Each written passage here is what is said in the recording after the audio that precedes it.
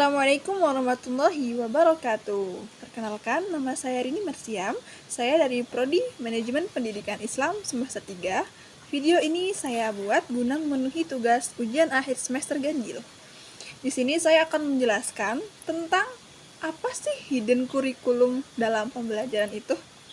Pasti dari teman-teman semua ada yang masih bertanya-tanya apa yang dimaksud dengan hidden curriculum. Seperti apa sih? Bagaimana sih fungsinya? Atau apakah manfaatnya di dalam pembelajaran? Nah, berikut ini saya akan menjelaskan sedikit penjelasan dari materi perkuliahan saya yang telah saya bawa dari kelompok saya, yaitu kelompok ke-13. Sebelum masuk ke dalam hidden curriculum, kita akan menjelaskan sedikit pengertian tentang kurikulum. Istilah kurikulum digunakan pertama kali pada dunia olahraga. Secara etimologis, kurikulum berasal dari bahasa Yunani yaitu kurir yang artinya pelari dan curere yang berarti tempat berpacu. Jadi istilah kurikulum ini pada zaman Romawi mengandung pengertian sebagai suatu jarak yang harus ditempuh oleh pelari dari garis start sampai garis finish. Ini pengertian pada masa Yunani. Kemudian dijelaskan dalam Undang-Undang Republik Indonesia Nomor 20 Tahun 2003 tentang Sistem Pendidikan Nasional. Kurikulum diartikan adalah seperangkat rencana dan peraturan mengenai tujuan, isi, dan bahan pelajaran serta cara yang digunakan sebagai pedoman penyelenggara kegiatan pembelajaran untuk mencapai tujuan tertentu. Nah, jadi di dalam Undang-Undang Nomor 20 Tahun 2003 ini dijelaskan kurikulum itu adalah seperangkat peraturan yang di dalamnya terdapat isi, tujuan, pelaksanaan pembelajaran yang telah ditata secara sistematis sedemikian rupa sehingga menghasilkan sebuah kurikulum yang dipakai dalam suatu pembelajaran di sekolah. Istilah hidden curriculum terdiri dari dua kata, yaitu hidden dan curriculum. Secara etimologi, hidden berasal dari bahasa Inggris yaitu hide, yang berarti tersembunyi atau terselubung. Sedangkan istilah kurikulum sendiri adalah sejumlah mata pelajaran dan pengalaman belajar yang harus dilalui oleh siswa demi menyelesaikan tugas pendidikannya. Dengan demikian, hidden curriculum adalah kurikulum tersembunyi atau kurikulum terselubung. Maksud tersembunyi terselubung ini adalah kurikulum ini tidak tercantum dalam kurikulum ideal. Meski demikian, kurikulum ini memiliki andil dalam pencapaian tujuan pendidikan. Nah, yang dimaksud dengan hidden curriculum ini sendiri adalah sebuah kurikulum yang tidak tercantum di dalam kurikulum secara resmi. Itu seperti norma kepribadian anak dan cara-cara mengajar yang bagaimana bisa secara sistematis tertata di dalam sebuah ruangan kelas. Jadi tidak ada di dalam struktur secara resminya. Yang kemudian dijelaskan oleh beberapa para ahli. Yang pertama itu Kohlberg mengatakan bahwa hidden curriculum sebagai hal yang berhubungan dengan pendidikan moral atau akhlak, serta peran guru dalam mentransformasikan nilai-nilai standar moral. Kemudian menurut Goodman, Friedberg, Rainer, dan Illich menggunakan konsepsi hidden curriculum sebagai aturan untuk mengidentifikasikan dan menjelaskan penguatan sekolah mengenai struktur kelas dan norma sosial tertentu. Kemudian ada menurut Jean Martin, hidden curriculum adalah hasil sampingan dari proses pembelajaran baik di luar maupun di dalam sekolah, tetapi tidak secara formal dicantumkan sebagai tujuan pendidikan. Kemudian menurut Paul Willis mengatakan bahwa hidden curriculum segala sesuatu yang dipikirkan oleh sekolah dan seringkali tidak diucapkan oleh guru. Hidden curriculum tercakup sebuah pendekatan untuk hidup dan sikap dalam belajar di sekolah.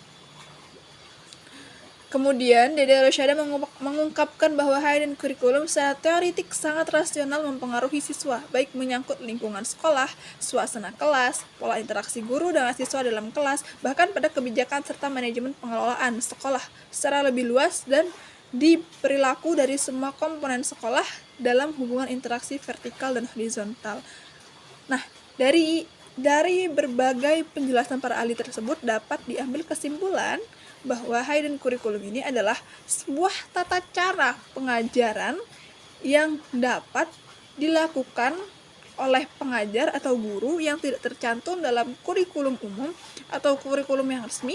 Itu seperti penguasaan kelas, norma-norma agama, kemudian kepribadian anak, yang bagaimana sang guru itu mengarahkannya sehingga dapat terjadinya pembelajaran yang lebih efektif dan efisien bisa dipahami oleh anak-anak. Kemudian selanjutnya yaitu fungsi hidden curriculum sendiri. Kurikulum tersembunyi berfungsi dalam memperkuat ketidaksamaan sosial dengan mendidik siswa dalam berbagai persoalan dan perilaku menurut kelas dan status sosial mereka. 3 unsur yang harus ada dalam kurikulum tersembunyi yaitu dinamika kelas, interaksi antara guru dan siswa, dan relasi kuasa. Yang dimaksud dengan dinamika kelas adalah bagaimana sih keberlangsungan belajar dalam kelas yang terpadu, yang interaktif, dan bisa melancarkan segala pembelajaran yang ada dalam kelas tersebut secara baik. Kemudian unsur yang kedua itu interaksi antara guru dan siswa. Nah, bagaimana sih interaksi antara guru dan siswa yang baik itu seperti apa?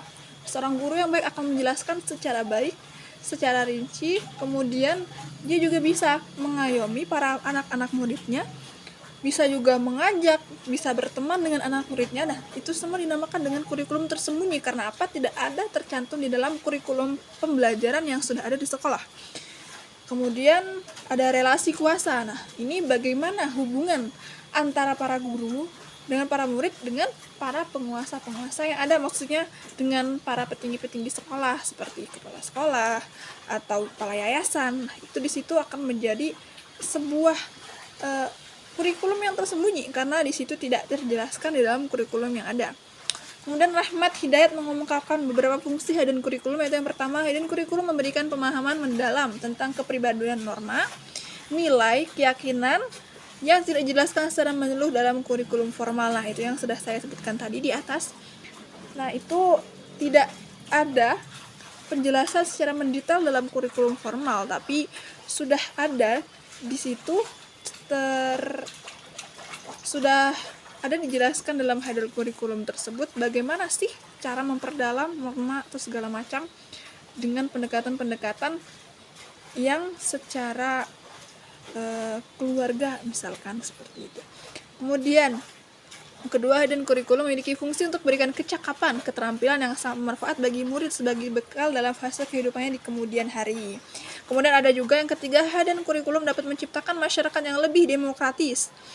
Nah, kemudian yang keempat, hidden curriculum dapat menjadi mekanisme dan kontrol sosial yang efektif terhadap perilaku murid ataupun perilaku guru. Nah, kemudian yang kelima, yang terakhir, berbagi sumber dalam hidden curriculum dapat meningkatkan motivasi dan prestasi murid dalam belajar. Nah, begitulah fungsi-fungsi dari hidden curriculum tersebut. Kemudian selanjutnya adalah manfaat hidden curriculum. Yang tadi adalah fungsi, yang sekarang adalah manfaatnya. Di dalam hidden curriculum terdapat beberapa manfaat dari kurikulum tersembunyi dalam pembelajaran adalah sebagai berikut. Yang pertama, pembentukan nilai dan etika. Kurikulum tersembunyi dapat membentuk nilai, etika, dan moralitas siswa melalui pengalaman sehari-hari di lingkungan sekolah. Nilai-nilai seperti kerjasama, tanggung jawab, disiplin, kejujuran dapat dipelajari melalui interaksi sosial dan aturan-aturan yang ada di sekolah. Kemudian yang kedua, ada pengembangan keterampilan sosial. Siswa belajar keterampilan sosial seperti berkomunikasi, berkolaborasi dalam kelompok, memecahkan konflik, dan memahami norma-norma sosial. Hal penting ini termasuk dalam bentuk kemampuan adaptasi, interaksi yang baik dalam kehidupan sehari-hari. Kemudian yang ketiga, ada persiapan untuk masyarakat. Kurikulum tersembunyi dapat membantu siswa memahami dan menginternalisasikan norma-norma sosial yang diperlukan untuk berfungsi dalam masyarakat. Mereka belajar bagaimana berperan sebagai warga yang bertanggung jawab dalam komunitas mereka. Jadi dalam hidden curriculum juga dipersiapkan mental mereka untuk bisa terjun langsung ke dalam dunia masyarakat. Kemudian yang keempat, pembelajaran budaya dan keanekaragaman. Melalui interaksi dengan siswa dan guru yang berasal dari latar belakang yang berbeda, siswa dapat memahami dan menghargai keberagaman budaya. Ini membantu dalam membentuk toleransi, pengertian, penghargaan terhadap perbedaan individu, dan lain-lain. Dalam hidden curriculum juga, ternyata ada pembelajaran terhadap budaya dan keanekaragaman yang seperti semboyan Indonesia itu Bhinneka Tunggal Ika, walaupun berbeda-beda tetapi tetap satu juga. Nah, di situ mengajarkan tentang bagaimana sih toleransi yang baik terhadap teman-teman yang berbeda suku atau berbeda daerah atau berbeda agama. Seperti itu. Kemudian ada pengembangan identitas sosial. Kurikulum tersembunyi membantu siswa dalam memahami peran mereka dalam masyarakat dan dalam bentuk identitas sosial mereka. Mereka dapat mengidentifikasikan diri sebagai bagian dari kelompok atau komunitas tertentu di lingkungan sekolah. Kemudian yang keenam, penyadaran diri dan pembentukan karakter. Siswa dapat mengembangkan pemahaman yang lebih baik lagi terhadap diri mereka sendiri, tentang minat, tentang bakat mereka, tentang kekuatan dan kelemahan mereka yang melalui interaksi dengan orang lain dan lingkungan di sekolah. Hal ini dapat membantu dan membentuk karakter yang kuat dan kesadaran diri mereka yang lebih baik lagi. Yang terakhir adalah dimensi hidden curriculum. Apa sih yang dimaksud dengan dimensi hidden curriculum ini? Jen H. Balatin dalam Kaswita mengatakan bahwa hidden curriculum terbentuk dari 3 R yang sangat penting untuk dikembangkan, yaitu yang pertama rules atau aturan. Sekolah harus menciptakan berbagai aturan untuk mencapai situasi dan kondisi sekolah yang kondusif untuk belajar. Nah, di dalam hidden curriculum ini, dimensi pertama itu adalah rules atau aturan. Sekolah perlu menciptakan aturan untuk mencapai sekolah yang supaya bisa kondusif, bisa aktif, bisa produktif, optimis, meraih semakin berkembang gitu. Kemudian yang kedua ada regulation atau kebijakan. Sekolah harus membuat sebuah kebijakan yang mendukung terhadap pencapaian tujuan dari pembelajaran di sekolah tersebut. Kebijakan tersebut tidak hanya bersangkutan terhadap siswa, tetapi perlu dibuat kebijakan untuk semua komponen sekolah, tentunya dengan formulasi yang berbeda. Nah, kebijakan ini juga sebagai salah satu dimensi yang sangat penting. Karena apa? Karena dalam sekolah pasti akan membutuhkan yang namanya kebijakan-kebijakan sesuatu yang mungkin tidak sesuai dengan aturan awal. Nah, kemudian dibuatlah kebijakan-kebijakan yang bisa menjadi jalan keluar dari permasalahan tersebut. Kemudian routines atau continue. Sekolah harus menerapkan segala kebijakan dan aturan secara terus-menerus dan adaptif. Tujuannya agar kebijakan tersebut dapat diterima dengan baik dan terus dilaksanakan. Nah, setelah adanya aturan, kemudian diciptakannya kebijakan. Nah, setelah adanya kebijakan itu adanya rutin atau continue yang diperlakukan secara terus-menerus dan adanya pembaharuan antara kebijakan yang pertama dan kebijakan yang kedua sesuai dengan kebutuhan sekolah masing-masing. Nah, demikianlah materi dari The Hidden Curriculum dari saya. Yang pribadi, mohon maaf sebenarnya masih banyak sekali kekurangan yang terdapat dalam video ini. Demikianlah penjelasan dan penjabaran saya tentang materi hidden curriculum ini. Wabillahi taufiq wal hidayah. Wassalamualaikum warahmatullahi wabarakatuh.